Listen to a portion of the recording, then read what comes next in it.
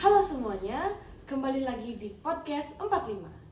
Jadi aku Saneta. Di sini aku lagi sama dua narasumber aku yang keren-keren nih. Mungkin bisa dikenalin dulu nih namanya. Halo, kenalin nama aku Cecia. Halo semuanya, kenalin nama aku Okta. Oke, jadi kita mau ngobrol-ngobrol tentang demokrasi. Tapi sebelum kita ngobrol-ngobrol tentang demokrasi, gimana nih kalau kita nonton dulu sedikit cuplikan dari wawancara yang udah dilakuin sama teman-teman aku.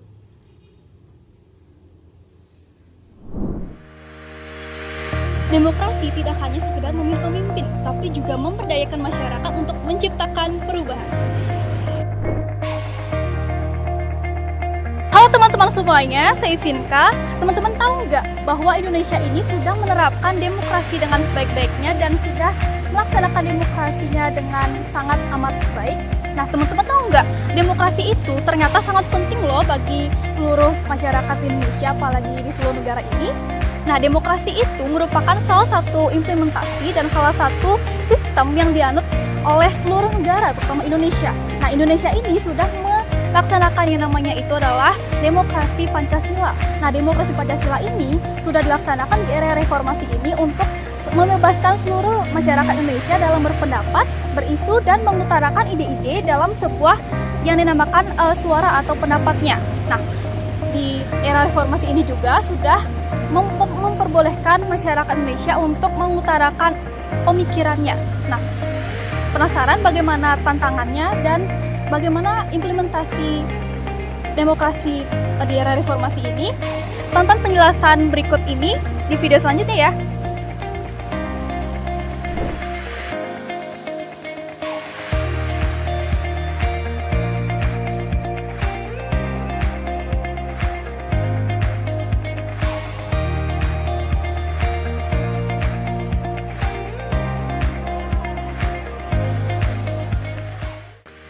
Halo semuanya, sekarang saya telah berada di SMA Negeri 1 Susut bersama salah satu narasumber kita.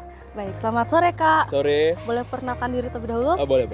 Jadi teman-teman semua, perkenalkan nama saya Iman Kumara dari SMA Negeri 1 Susut, jelas saya kelas 12. Oke, jadi di sini saya mau nanya sedikit nih tentang demokrasi. Oke, jadi Boleh. menurut Kakak, demokrasi itu penting nggak sih? Menurut saya itu penting. Kenapa? Karena di Indonesia sendiri kan termasuk negara demokrasi, di mana sistem pemerintahnya itu dari rakyat dan untuk rakyat, seperti itu.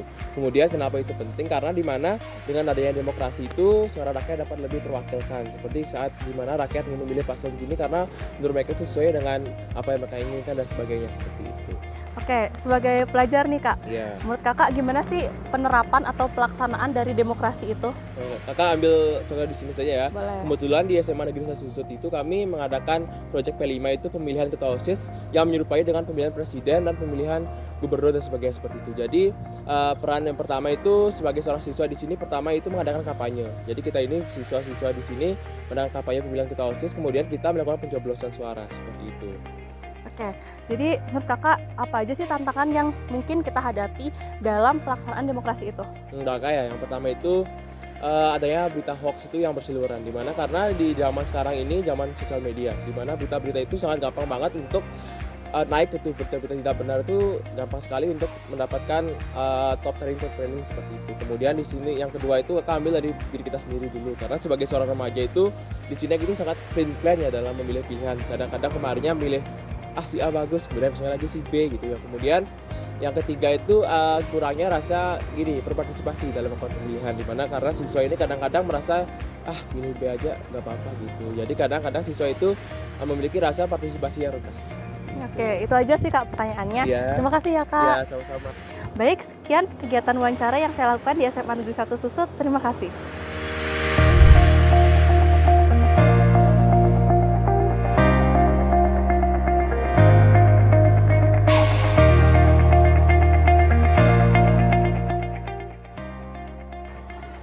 Baik, di sini saya telah bersama salah satu guru. Sebelumnya nama Bapak siapa? Nama saya Ana Agung Artostawo. Baik, di sini saya akan bertanya tentang demokrasi, Bapak. Nah, menurut Bapak apa itu demokrasi? Kalau berbicara demokrasi, jadi negara kita sebagai sebuah negara besar Jadi sudah diamanatkan dalam konstitusi. Jadi kedaulatan itu berada di tangan rakyat. Jadi demokrasi itu kita anut sebagai sebuah sistem pemerintahan, bagaimana pemerintahan itu yang berasal dari rakyat, oleh rakyat dan untuk rakyat. Jadi intinya bagaimana pemerintahan itu bisa berjalan berdasarkan kedaulatan rakyat penuh. Ya itu. Untuk pertanyaan selanjutnya, menurut Bapak apakah demokrasi pada kehidupan bangsa dan bernegara di Indonesia itu penting? Kalau berbicara demokrasi itu jelas sangat penting.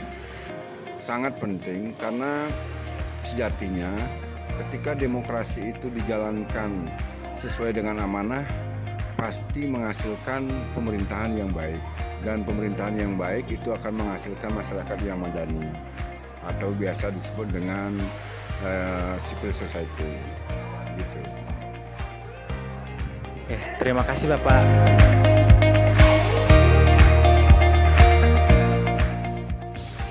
Halo semuanya, jadi di sini saya telah bersama salah satu warga dari Kabupaten Bangli. Baik, selamat malam Bapak. Bisa perkenalkan diri terlebih dahulu? Baik, selamat malam. Nama saya Nengah Budiawan. Saya berasal dari Banjar Tanggahan Pekan, Desa Sulahan, Susut, Bangli. Baik Bapak, saya izin bertanya. Menurut Bapak, apa sih itu demokrasi dan apakah demokrasi itu penting? Baik, demokrasi itu adalah menurut saya itu kebebasan berpendapat, berbicara maupun bertindak, yang tentunya kebebasan itu juga tidak mengganggu kebebasan dari orang lain. Jadi saling menghargai dan menghormati dalam bersikap, berbicara maupun bertingkah laku. Mungkin itu kurang lebih. Ya, baik, sebagai salah satu warga negara Indonesia, menurut Bapak gimana sih peran atau pelaksanaan demokrasi di era reformasi saat ini? Baik, kebebasan berdemokrasi di era reformasi saat ini saya kira memang sudah ada, sudah nampak di masyarakat, di mana orang itu bebas berpendapat, kemudian bertindak, yang tentunya juga tidak mengganggu orang lain. Jadi sama-sama saling menghargai. Ya. Baik, terima kasih Bapak. Sekian wawancara dari saya. Terima kasih. Om Santi Santi Santi.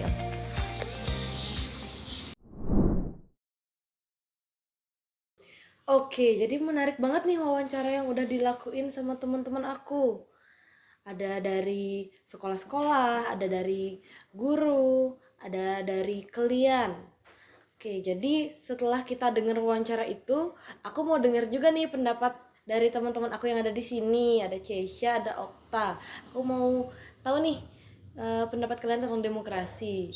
Jadi menurut kalian tuh demokrasi di Indonesia, terutama di era reformasi sekarang tuh kayak gimana sih?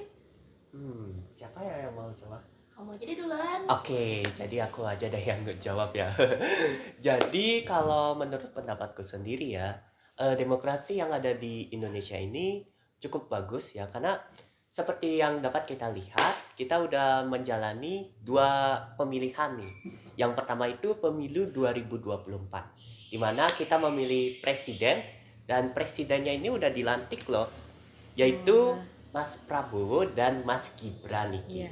Jadi dua wakil, 2 presiden Satu yang wakil, satu presiden. Oke, satu presiden dan 1 wakil yang akan mewujudkan Indonesia Emas 2045.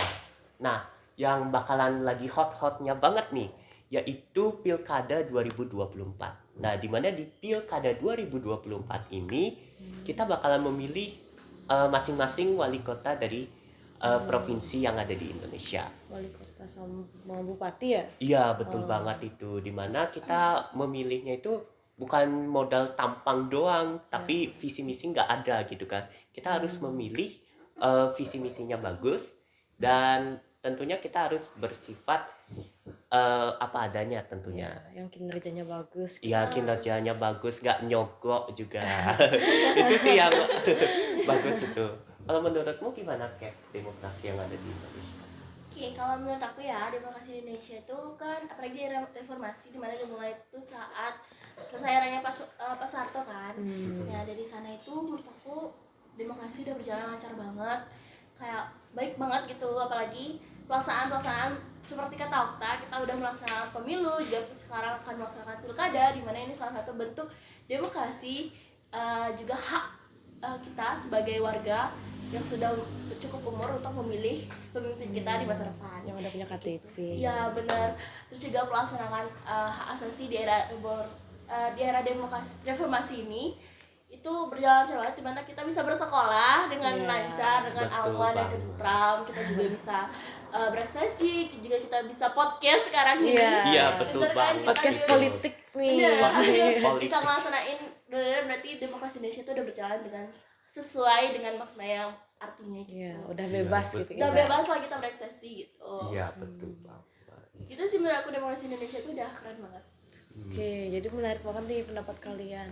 Kita tahu nih kalau sekarang tuh di masa reformasi kita udah bebas buat ngeluarin pendapat, udah nggak takut lagi nih kalau misalnya kita bawa-bawa politik terus tiba-tiba ada yang banget. mata-matain gitu, kita udah Bener, nggak takut. udah bebas banget kita sekarang nih. bakso. Iya. Oke. Oke, selain itu aku juga mau tahu nih, menurut kalian tantangan demokrasi di masa sekarang ini, terus solusi yang bisa kalian kasih tuh apa sih kira-kira? Oke, aku ya izin nih. Menurut aku tantangan demokrasi di era reformasi saat ini karena kita bebas banget nih, bebas mulai dari bebas berpendapat, bebas berekspresi, juga bebas mencari hal baru, mencari informasi juga itu bebas banget. Jadi kita itu agak sedikit terlalu bebas, dimana kita ini sering banget nyampurin budaya luar ke budaya kita. Gampangnya masuknya budaya luar ke budaya kita tuh agak sedikit menjadi tantangan demokrasi. Westernisasi Iya, gitu ya. westernisasi itu benar-benar ya sedikit menggila lah di sini. Itu yang membuat mungkin menurut aku tantangan demokrasi yang parah banget. Apalagi anak muda zaman sekarang ini agak kurang tahu budaya sendiri ya. Jadi gitu. Selain itu juga kebebasan berpendapat ini agak sedikit diselewengkan, dimana beberapa kali itu aku menemukan, apalagi kita di era digitalisasi ini tuh agak susah ya. Aku beberapa kali nemuin orang-orang yang menyelewengkan digitalisasi ini dengan cara untuk menghujat orang dan lain-lain. Karena kebebasan berpendapat tersebut, juga kebebasan berpendapat tersebut tuh digunakan, mungkin memang kita bebas berpendapat untuk pemerintah, gimana kinerja pemerintah, tapi dengan kata-kata yang sedikitnya agak kontroversial juga. Jadi menurut aku kebebasan berpendapat itu juga harus kita sharing dulu sebelum kita ungkapkan gitu. Gimana seharusnya kata-kata yang dipakai, juga gimana harusnya tindakan yang kita lakukan sebelum kita sharing itu, kita harus saring dulu gitu. Jadi kayak kita harus saring sebelum sharing gitu. Iya betul Pak. Ya, dan menurut aku cara untuk menghadapi tantangan tersebut ya kembali lagi ke diri sendiri, dimana kita tuh harus lebih menyaring diri kita dari hal-hal yang kita lihat, yang kita dengar gitu, biar nggak mungkin kemakan hoax dan lain-lain. Karena kan kebebasan mempublikasi juga gitu, Kayak nanti kita gampang kepengaruh gitu ya. Iya betul banget tuh. Apalagi pas pemilihan gitu banyak banget berita-berita yang entah benar apa enggak itu gitu. benar. Apalagi kayak pemilu kemarin itu banyak banget berita yang salah, banyak banget berita yang kayak amburadul banget benar-benar. Dan entah dari mana informasinya datang, tiba-tiba udah viral aja gitu. Iya, nggak tahu benar apa enggak tuh. Benar gitu. Jadi kayak ya itu tantangan demokrasi kita saat ini.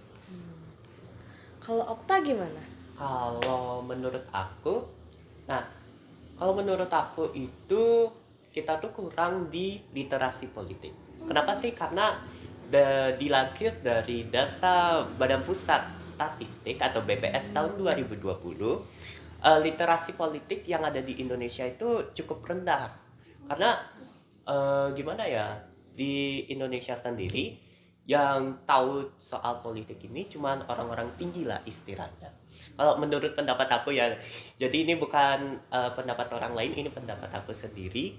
Nah, literasi politiknya ini masih kayak orang-orang tinggi aja yang tahu, sedangkan orang-orang kelas bawah yang notabene dia nggak ada lah, nggak ada basic di politik basic gitu di ya. politik gitu tuh pasti nggak tahu itu literasi politik apa sih, itu literasi politik gitu kan.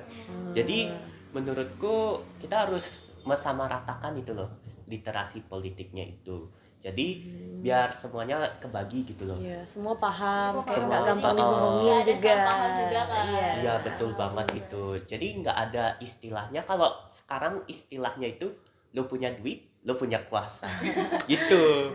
Jadi biar kita sama rata gitu loh. Iya. Menurutku gitu sih. Biar nggak ada yang kayak nggak tahu, biar semuanya bisa tahu. Benar-benar Benar banget itu. literasi itu penting. Ya, Iya. literasi. Literasi. Bukan cuma politik aja, semua juga perlu literasi. Iya, Tapi betul. politik ini emang bener-bener suatu masalah yang vital gitu ya. Iya. Ini menentukan masa depan kita soalnya. Iya. Betul banget. Oke, jadi menarik banget nih bincang-bincang sama kalian, seru banget. Jadi kita bisa saling sharing tentang pendapat kita tentang politik sebagai pelajar juga. Oke, jadi itu aja sih untuk sharing session kita pada kali ini. Oke, teman-teman, sekian dulu video dari kami. Sekian, terima kasih. Dadah. Bye.